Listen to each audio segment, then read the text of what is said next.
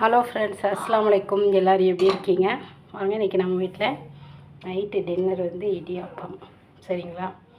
அதுக்கு என்னென்னு பார்த்தீங்கன்னா கறி குழம்பு தான். சரியா?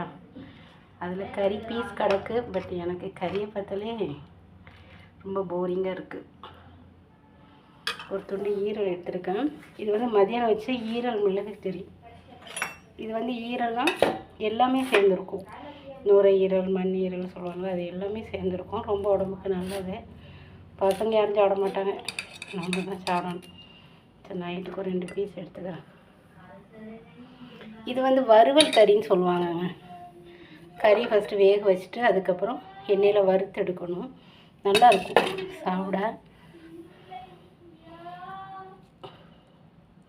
ஆனால் வந்து உப்பு கண்டம் ரெடி பண்ணோம், ரெடி ஆயிடுச்சு. அதையும் வீடியோவில் காமிச்சிருந்தேன்ல. இதுதான் நைட் சாப்பாடு. வீடியோ பிடிச்சிருந்தோம் லைக் பண்ணுங்கள்.